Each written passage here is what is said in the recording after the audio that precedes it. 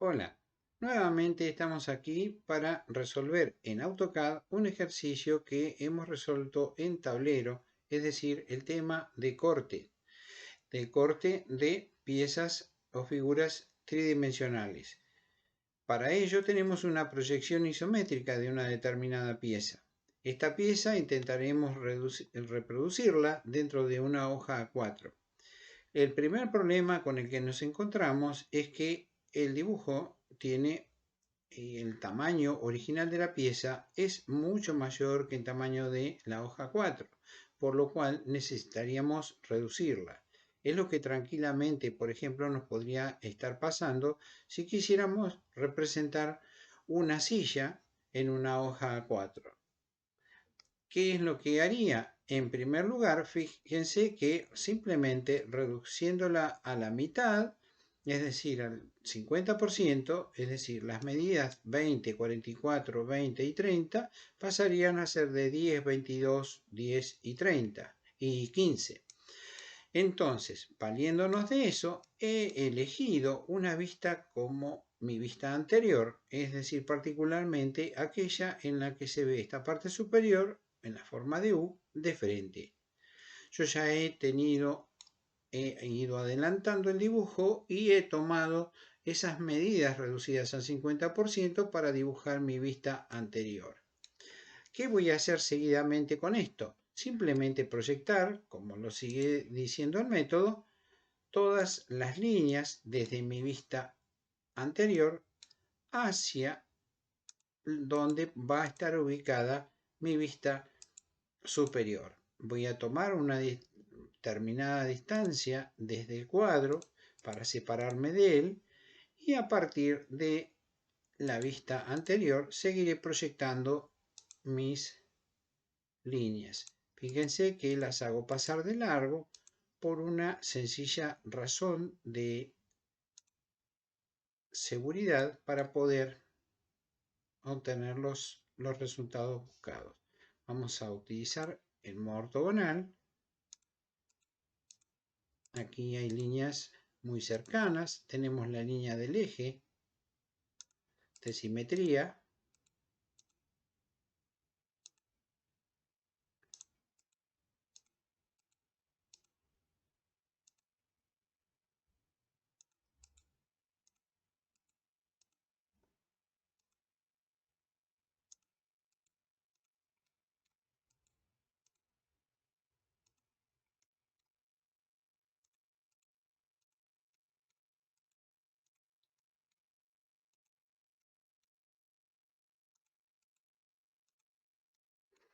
Y ahora nos faltaría determinar el eje de la circunferencia de la base, que está a 68 unidades de la anterior pared de fondo. Así que primero vamos a copiar la primera que tenemos a 30, es decir, a 15.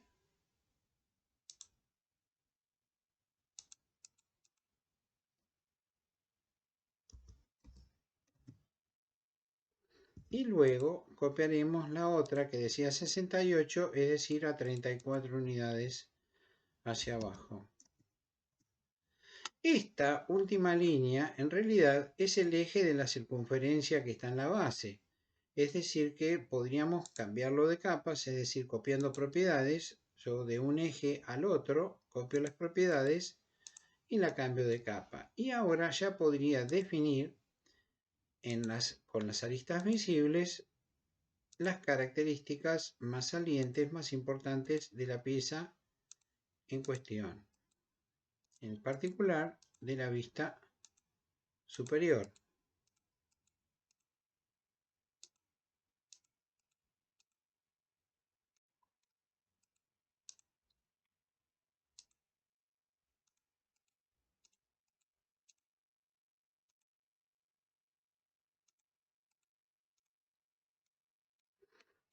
Esta línea en particular es el eje de simetría de la pieza.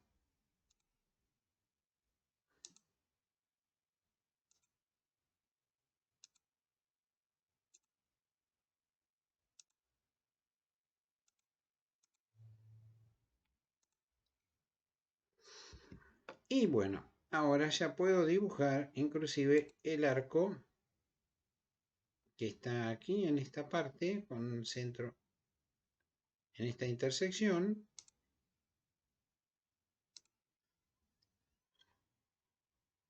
Y recorto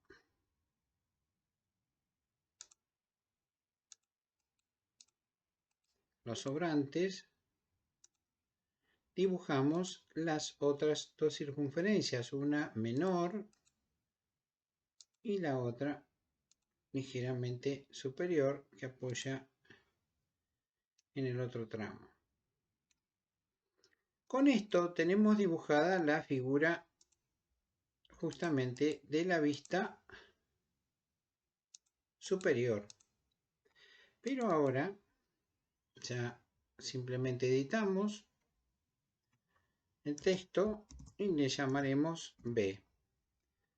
Luego, lo que está faltándonos es obtener lo que sería la vista lateral derecha, que coincide paralelamente al corte que estamos buscando. Por lo tanto, lo que hacemos, particularmente la vista lateral izquierda, entonces lo que hacemos es proyectar todas las líneas desde nuestra vista anterior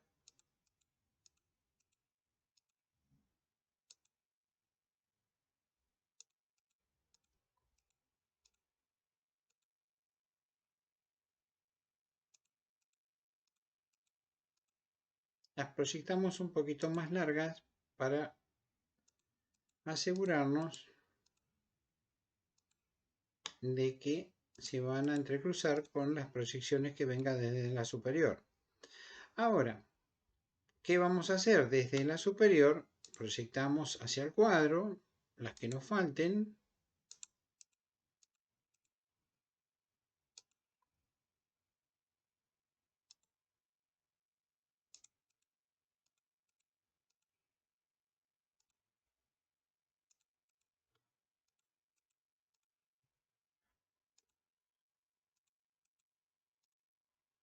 Y las volcamos a 45 grados. Yo particularmente lo voy a hacer con la ayuda de la gráfica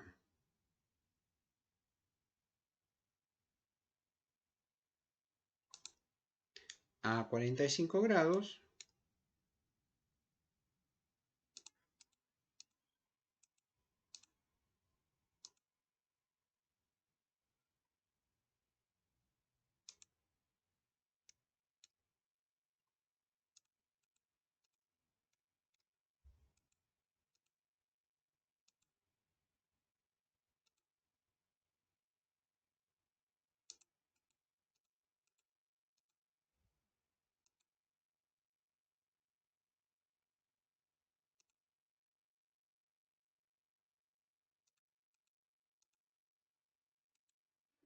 Esta línea es la proyección del eje.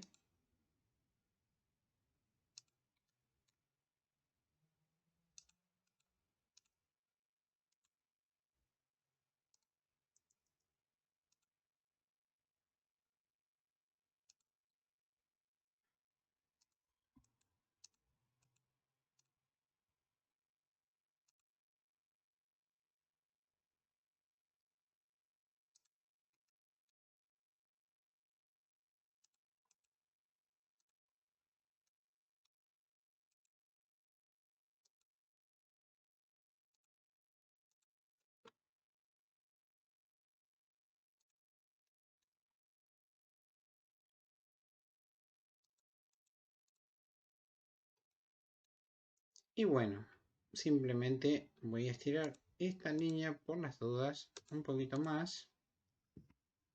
Y ya puedo empezar a armar la figura del contorno del corte, puesto que el interior del corte no es igual que la vista lateral izquierda.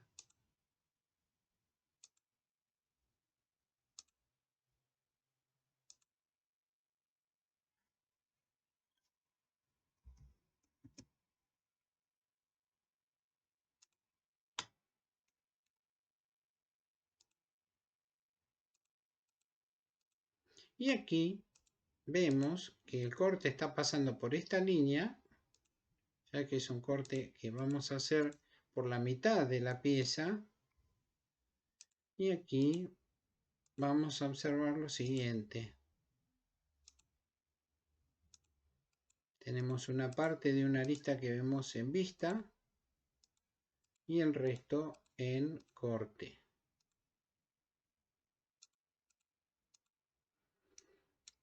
Bien, obtenido el corte que estamos buscando, lo siguiente que vamos a hacer es darle la representación de acuerdo a la línea. Para esto yo me he auxiliado creando una nueva capa que se llama simbología de corte. En ella vamos a generar la línea de corte, que es en particular parecida en el tramo central a la línea de eje, pero en los tramos finales es una línea diferente porque es más gruesa. Para esto lo vamos a trabajar con una polilínea. A esta polilínea le vamos a establecer un determinado grosor, que lo vamos a dar con la letra G, que en el caso de que tengan el programa en inglés es la W. Y para darle el valor, le vamos a decir que el valor inicial es de 1.5 y el final también es de 1.5.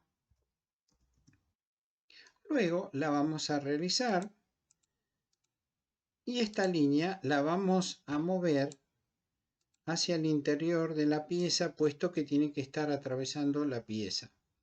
Hay una particularidad: este tipo de línea no nos sirve porque no es continua la línea en el tramo final de la línea de corte, sino que es un acadizo 0,4.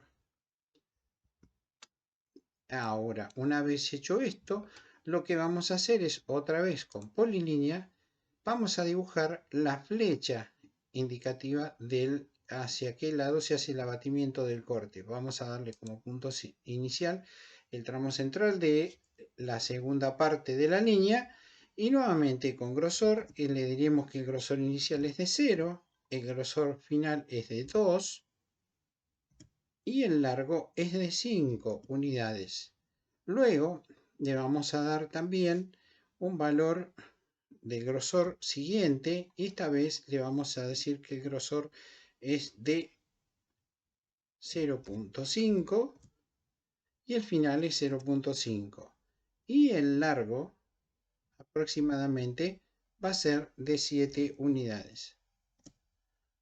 Una vez hecho esto, lo que vamos a hacer es asegurarnos que nos ha quedado la línea, la flecha exactamente o aproximadamente en el tramo central de la segunda parte de la línea y lo vamos a copiar en la parte inferior, puesto que este mismo tramo va en la parte inferior. Corremos la flecha para que cumplan los mismos requisitos que en la parte superior, es decir, al tramo central de la línea, y ahí nos queda representada la flecha de corte de acuerdo a la norma. De la misma manera vamos a ingresar en la capa textos el texto correspondiente al corte. En particular, yo aquí le voy a poner otra letra para que no se confunda con las letras anteriores y le voy a poner que es la letra E. Esta misma letra la vamos a copiar y la vamos a colocar en la parte inferior de la línea de corte, como lo indica la norma. Lo que nos queda así, por último, es simplemente apagar la capa auxiliar y pasarnos a una nueva capa que esta vez va a ser la capa de sombreados. En esta capa vamos a hacer el hacho sombreado que está en la barra de cinta, en el menú de cinta o en el menú de dibujo, también en sombreado, cualquiera de los dos está bien.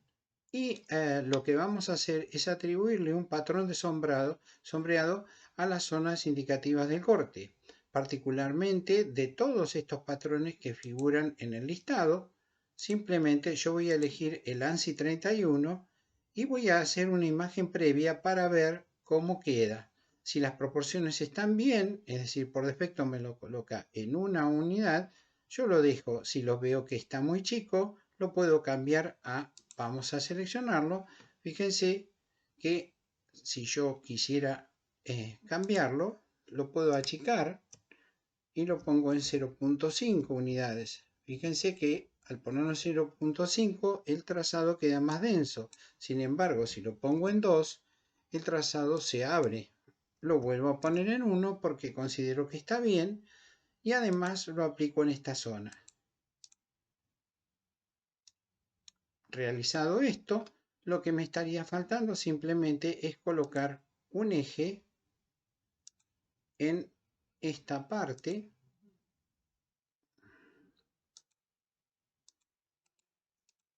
donde están los dos edificios concéntricos. Y por último, nombrar la vista.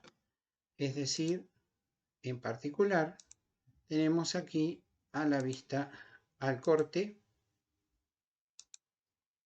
que queríamos representar desde un principio. Es decir, el E-E. Con esto quedaría